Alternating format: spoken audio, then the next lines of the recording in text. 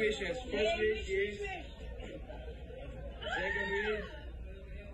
Third wish. Okay, happy birthday.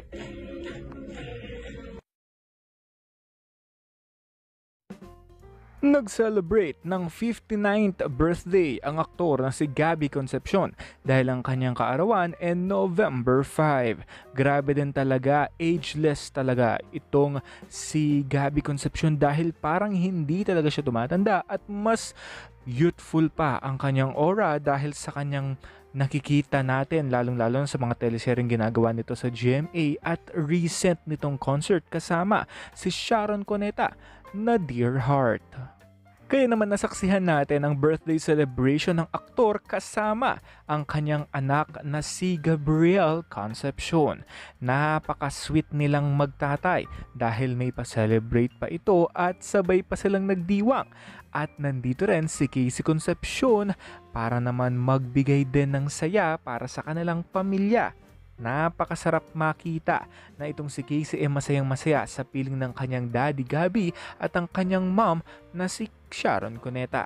Samantala, Cebu ang next stop ng Dear Heart concert nila at ito'y gagawin sa New Star Convention Center.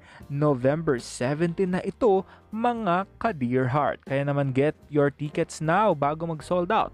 1 week to go na nga ang Stolen Life at mapapanood na natin sa Afternoon Prime si Gabby Concepcion katambal ang kanyang reunion with Carla Abellana at first team up nila with Beauty Gonzalez.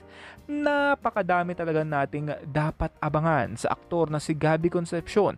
Matinee idol noon, matinee idol pa rin hanggang ngayon dahil maging ang mga leading ladies ng GMA ay halos nakapareha na nga niya at ang next na nga niyang makakasama sa isang teleserye na Against All Odds ay walang iba kundi si Marian Rivera.